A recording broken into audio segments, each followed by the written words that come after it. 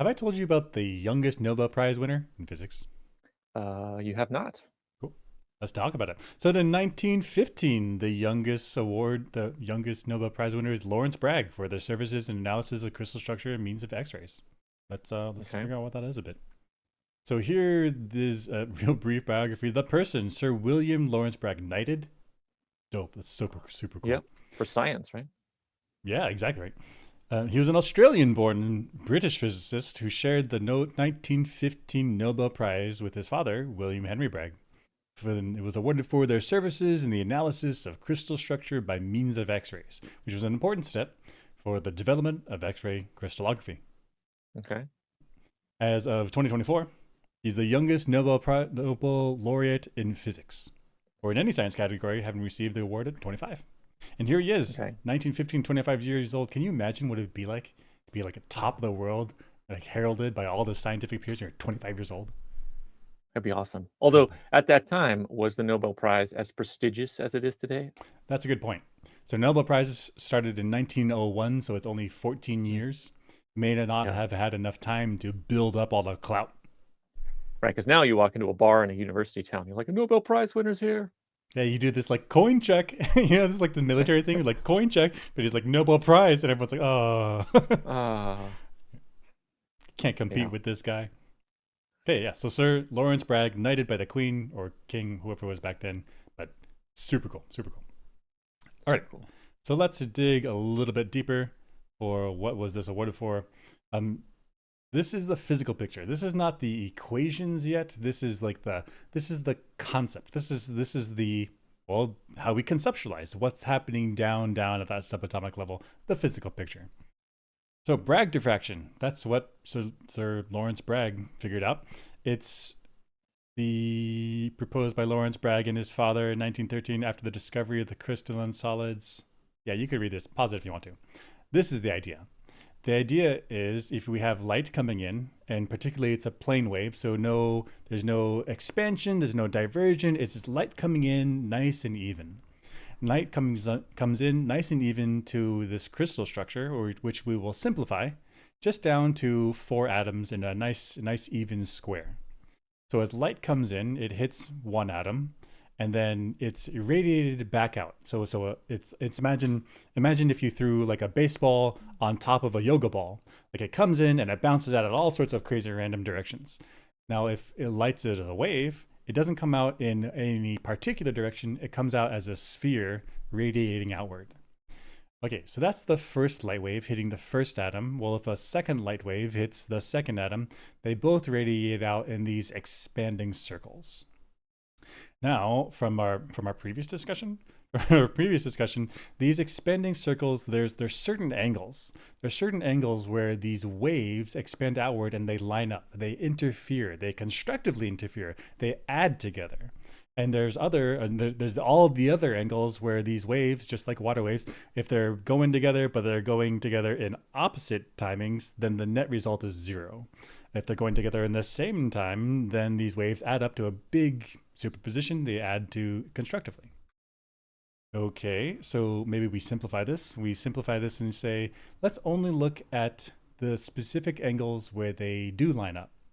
So here we have 6 atoms now. We have one light wave coming in, hits this atom in the back, and then bounces out. We have a second light wave coming in, hits this atom in the front, and bounces out. And if they happen to be, gotta tip my head here, if they happen to be going up and down at the same time, then we call them in phase, and their net result is a sum, so a super big wave. Okay, you with me? I'm with you.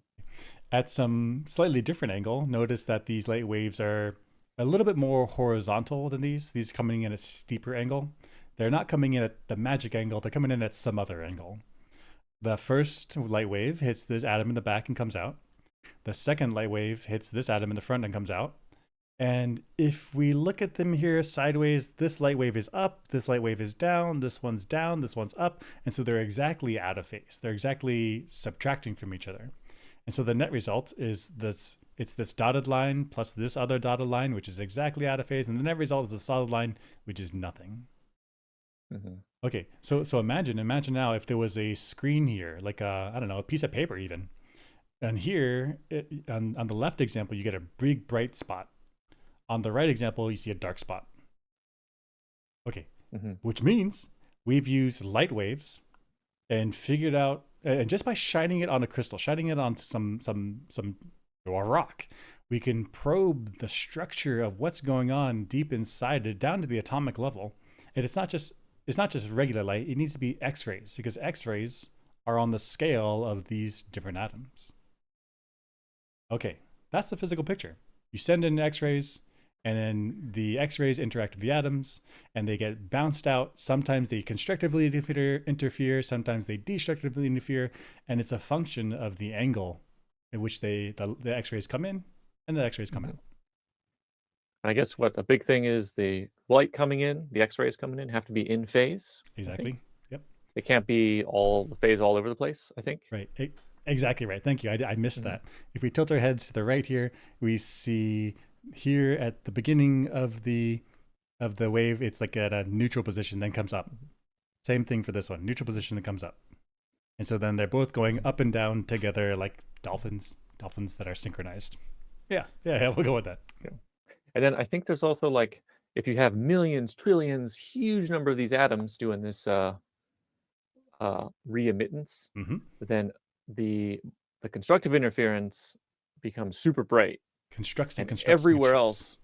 everywhere else ends up being really dim, even if Mm-hmm. it's not like the perfect destructive angle. I think because minor differences between all of the atoms in the phase add up to almost nothing compared to the bright spots. So you end up just getting bright spots, I Bright think. spots, and then effectively nothing else. Only the bright Effectively spots. nothing else. Yeah, Okay.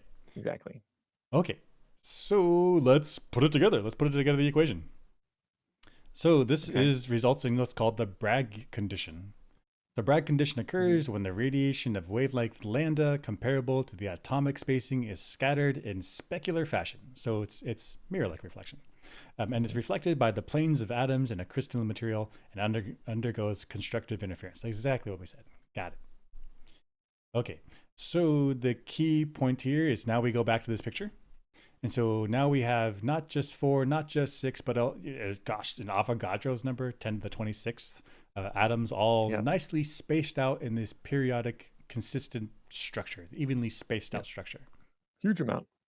We have light waves coming in with some angle. You're not shining your laser straight down. You shine your laser with a bit and an angle. Sorry, I said laser. Your X-ray laser, or X-ray source, I mean, as long as in phase. is it considered a laser if it's in phase, or does it have to be? So I think it's the nature of the origin of the light that makes the difference.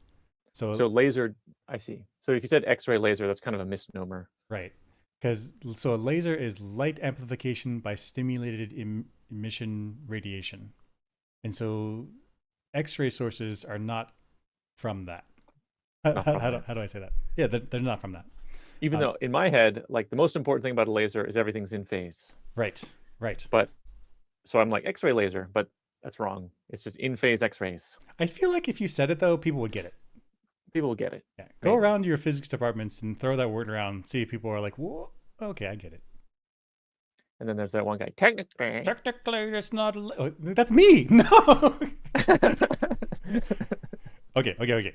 You get a coherent X-ray source somehow. All the waves are Yeah. going in together, and that's symbolized here with these parallel bars, these parallel lines here. And so, good. This angle is coming in here. We have this distance d between the atoms, which is what we're going to figure out eventually. But for now, Mhm. we'll just say what it is. And so, if we follow this light ray here, notice that these light rays are parallel, which means I can draw a line here that's perpendicular. We can draw a line here that's perpendicular to both rays, right? Okay. Which means that the distance that this light ray travels and the distance that the bottom light ray travels are the same up to this point. Hmm. I can do the same thing on the exit path. So this distance here, Hmm. this distance here is the same as this distance here, Hmm. which means that the difference in the path length traveled is just this little bit out of the bottom. Yeah.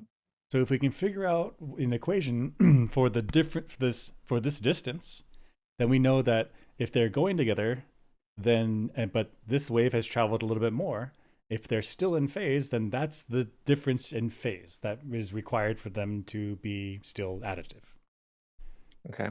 Okay, so by trigonometry, we get this. This is the answer. It's this distance is d sine theta. If this is d, the distance between the atomic planes, and this is theta, the angle in which the X-ray source is coming in from relative to the surface, this distance is d sine theta, and it does it twice, so that's 2d sine theta.